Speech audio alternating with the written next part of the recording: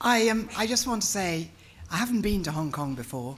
I've been to many, it's amazing actually, I haven't been to Hong Kong before, but I feel extremely privileged to be here talking.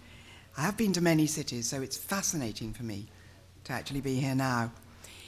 It's not very long to speak, and I'm going to have to focus, but I would like us to think, as I go through, and as we all go through, I think what we're going to say is what are the real enabling conditions for creating sustainable economic growth, which is, of course, is the great prize, if you get it right, that cities can produce, because they drive the economy, not just of metropolitan areas, but of nations. And I would say, speaking as a city politician, from my point of view, that it's innovative forms of regulation and policy making. It's the integration of implementation mechanisms. It's new kinds of collaborative partnerships. It's new business models. It's new financial mechanisms. And it's procurement. So I sort of lay out some. I can't touch on all of those, and it gives me enormous pain that I can't talk to you about our plans for energy efficiency in London, the way we set up public-private ventures, but perhaps you can ask in the questions, and all the work we're doing on waste and water. They're all inextricably connected.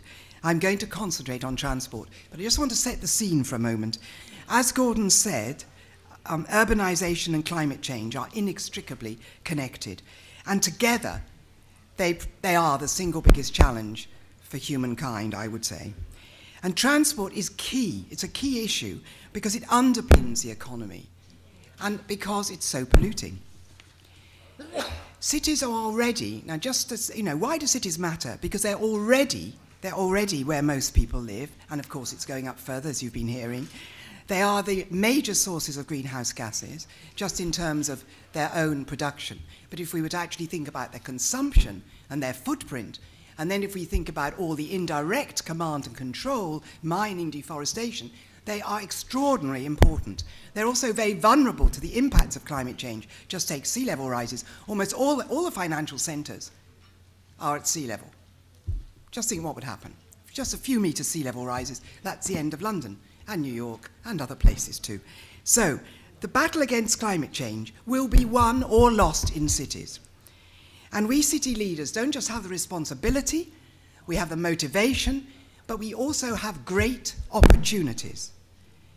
And that's because cities, as I said, are drivers of economies.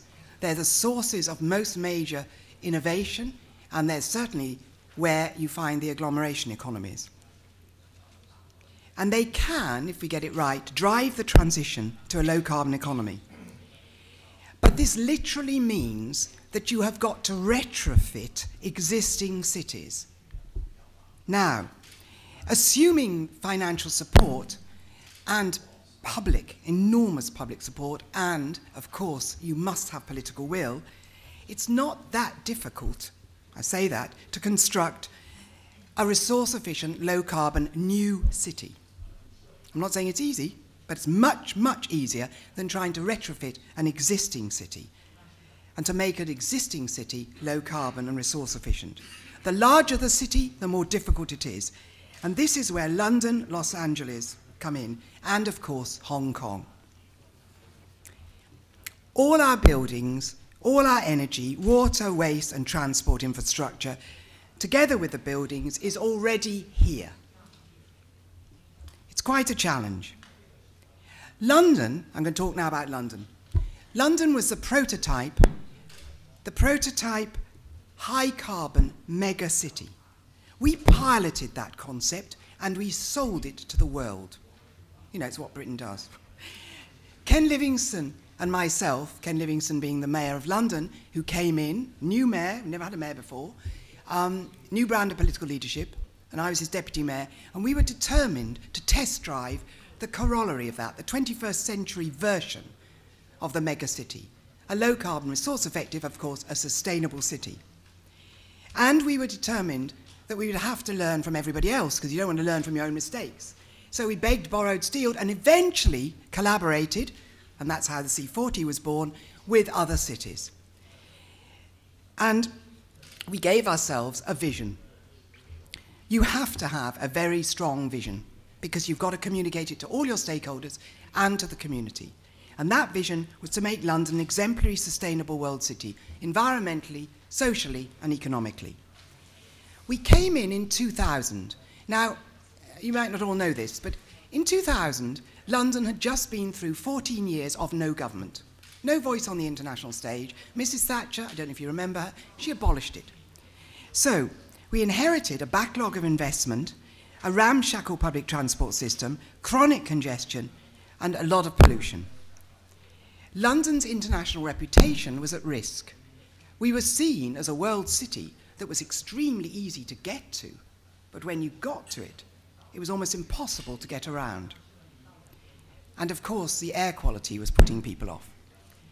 So, getting transport right was essential to achieving our vision. Now I'm going to focus on the context for getting that right, and I make no apologies for this, because in fact, if you want to take rapid action, you need enormous political will, and you need a vision, as I've said, and you need a very, very strong sense of direction, backed up by a comprehensive policy framework. And it's that policy framework I just want to spend a moment on.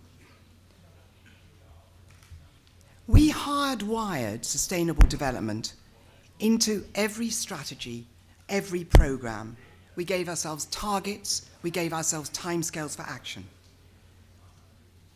And you must have that policy framework as the context for action. London's key policy document is called the London Plan. It sets out an integrated economic, transport, environmental, social, land use framework for the development of London for the next 2 decades. It sets out the target for the reduction of CO2 emissions. And we set ourselves a target after the Stern report. We changed it from 30% by 2025 to 60% by 2025. And that's from a 1990 baseline. That means London, in 15 years, has to move from around 47 million tonnes of CO2 per year to 19 million tonnes. And that's quite a tall order. The plan is statutory and it's legal, and it's the cornerstone of the systemic approach that Gordon was talking about, the holistic systemic approach, which you need if you are going to deliver sustainable development. It includes cutting-edge policies covering the 4 big urban CO2 emitters: water, waste, transport, energy, and the interlinkages between them. And you need that integrated policy. Let's just take one, because otherwise you don't get integrated technologies necessary. Let's just take one. Let's just take sewage. Let's take sewage and anaerobic digestion. Let's take how you can create biogas from sewage, and you dewater it and create recycled water. And you can turn your gas into liquid fuel, or you can drive your decentralized energy system, and that liquid fuel can be used for your transport. Isn't that a virtuous circle? Anyway, that's integrated. Water, waste, energy, transport together. This regulatory planning framework is vital because it gives clear signals to the business community. Now, I haven't really, I'm absolutely taking as read that leadership is the key ingredient. But I really want to concentrate not just on leadership politically, but leadership of the political and the business community going hand in hand. We couldn't have begun to do what we did in London without working very closely with the business sector. And they said to us, you know, it's not enough leadership.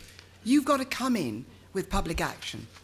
And you've also got to actually give us something, some clarity, some clearness. And they want the requirements. So we set out the requirements. We set out the policies, the standards, the targets. We set out the things that are going to catalyse markets. And we also set out, for instance, I just give you examples of standards. Parking standards. We set out parking standards. We set out renewable energy standards for new developments, 20%. We had a bit of argy-bargy with the business sector about that, but now it's all working out. We set out policies for density. Just giving you 3 examples of requirements. The private sector, the business sector, like that. At the end of a business summit, they gave us one slogan. That slogan read, we wanted loud, long, and legal. I.e., they wanted it very clearly said, they wanted the certainty, they wanted it long-term, not short-term, and they wanted it to be legal and binding, because that creates a level playing field. And that's what everybody wants, a level playing field.